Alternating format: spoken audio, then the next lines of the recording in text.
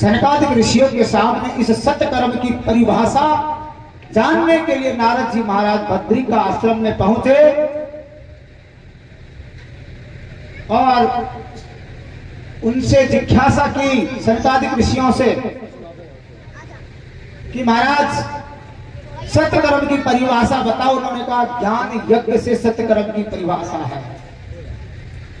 सत्कर्म सूच को नोना ज्ञान यज्ञ स्मृतो बुधे श्रीमद् भागवतालापम सतु गीतम सुकादिभी। उन्होंने कहा महाराज सत्कर्म की परिभाषा है श्रीमद् भागवत ज्ञान यज्ञ से। भागवत ज्ञान यज्ञ से सत्कर्म की परिभाषा है। भागवत ज्ञान यज्ञ प्रवचन कीजिए। क्योंकि महाराज नारद जी महाराज ने कहा कि महाराज क्या उपनिषद ज्ञान नहीं है, गीता का उपदेश ज्ञान नहीं है, गायत्री मंत्र का जप ज्ञान नहीं है। उन्होंने कहा कि नहीं नारद जी, आपको बार बार मोह हो जाता है। क्या घी और मक्खन का स्वाद दूध से मिल सकता है? भाई किसी को घी खाना है, मक्खन खाना है या दही खाना है तो उसको हम ये कहते हैं कि दूध पी ले, क्योंकि दूध और घी से, दूध से ही तो घी और दही बनता है। तो दूध का स्वाद दूध का होता है और दही और मक्खन का स्वाद अलग होता है, निकलता दूध में से ही है। कोई कहे कि हमको तो गुड़ खाना है, कोई कहे हमको चीनी खानी है, तो उससे ये थोड़ी कह देंगे कि गन्ना चूक ले, क्योंकि चीनी और गुड़ गन्ने में से ही तो बनते हैं ना। तो उन्होंने कहा कि अलग अलग भाव होते हैं। तो नारद जी महाराज को मोह बहुत जल्दी होता है। एक बार नारद जी महाराज ने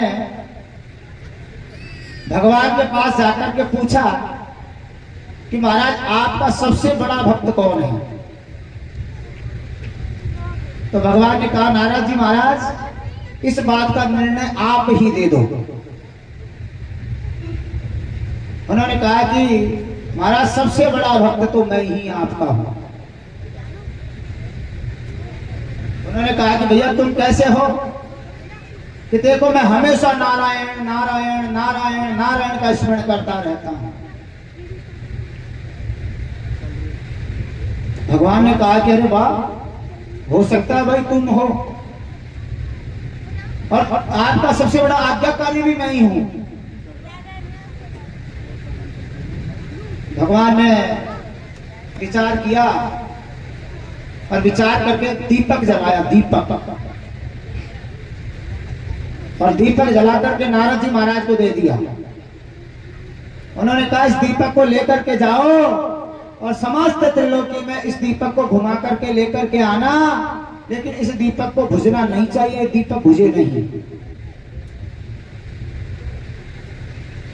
उन्होंने कहा ठीक है, और नारद जी महाराज उस दीपक को लेकर के गए और त्रिलोकी में चक्कर काटने लगे। त्रिलोकी में जब चक्कर काटते काटते काटते कोई 2-4 दिन में वो नारद जी महाराज जब दीपक बुझने लगे उसको हाथ लगाए, फिर बुझने लगे, फिर उसको हाथ लगाए, फिर हवा चले, फिर उसको हाथ लगाए। वो 2-4-6 दिन में सांस भरता भरता भरता और भगवान के समीप आ गए। भगवान के समीप आकर के बोले कि लो महाराज, कि नारद लिया है कि हाँ महाराज। दीपक बुझा थोड़ी कि नहीं महाराज, लेकिन एक बात सत्य बताना तुम, कि तुमने मेरा नाम कितनी बार स्मरण किया, कितनी बार जप किया? तो नारद जी बोले महाराज मैं तो एक बार भी नहीं।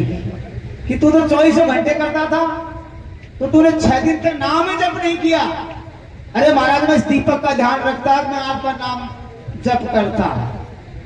तो उन्होंने कहा अरे भैया तुम्हारा तो काम ही हमेशा यह है अब ये गृहस्थ जीवन बेचारे अपने जीवन का यापन भी करते हैं, व्यवस्था भी संभालते हैं और लोग व्यवस्था भी संभालते हैं, तो ये जितने समय में मेरा नाम स्मरण कर लेते हैं उतने समय में ही मैं इस नाम को अंगीकार कर लेता हूँ, मैं स्वीकार कर लेता हूँ।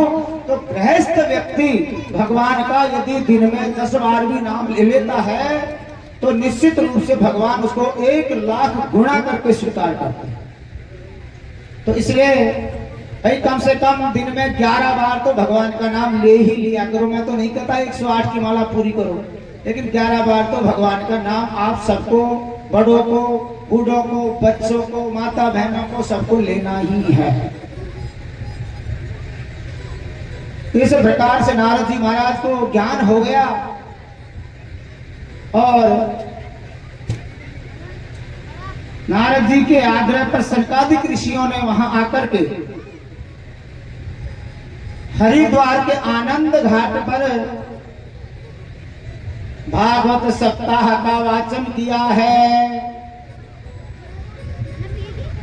और समस्त जो है मनु सिद्धेश्वर नदियां तीर्थ समस्त वहां विद्यमान हो गए हैं। नारद जी महाराज गदगद हो गए हैं और सनत कुमार ने श्रीमद् भागवत कथा का महात्म कहना प्रारंभ किया। सदा सेव्या श्रीमद् भागवती कथा यस्या श्रवण मात्रेण हरिसिद्धं समाश्रयेत्। भगवान की कथा सुनने का, भगवान को, नारायण को हृदय में विराजमान करने का, अज्ञान रूपी अंधकार में भटकते हुए मनुष्य को सुलभ सद्मार्ग चलने का ज्ञान प्रशस्त करता है। और श्रीमद् भागवत की कथा जब प्रारंभ हुई, भगवत त्रिवक्त्रता स्म पृष्ठा कली प्रणष्टापि कथा रसेना त्वाहं तिष्ठाम्यधुना प्रवहन्तो ब्रह्माइदं तां गिरमो मरेते। जो ही भगवान की कथा सनकादिक ऋषियों ने प्रारंभ की तो ज्ञान वैराग्य भक्ति महारानी के समीप से एकदम से खड़े होकर के युवा अवस्था प्राप्त करके और विनम्र भाव से प्रणाम करके अनेक प्रकार के प्रश्न कर रहे हैं। और भक्ति ने कह दिया, भागवत की कथा सुनकर के वो यौवन अवस्था को प्राप्त हो गए हैं। देवर्षि ने भक्ति से कह दिया कि तुम समस्त भक्तों के हृदय में विराजमान हो जाओ। भक्ति प्रविष्ट हो गई समस्त भक्तों के हृदय में और सभी भक्त नाचने लग गए हैं। मद भक्ता यत्र गायत्री तत्र तिष्ठामि नारद है। उन्होंने कह दिया कि जहां भी भगवान का गुणानुवाद होगा, जहां भी भगवान का कीर्तन होगा, जहां भी भगवान की कथा होगी, वहां वहां मैं विराजमान रहूंगी।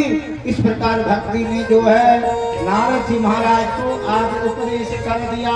अरे राधे राधे गाएंगे, अरे राधे राधे गाएंगे, चल वृंदावन धाम, राधे राधे चल वृंदावन धाम।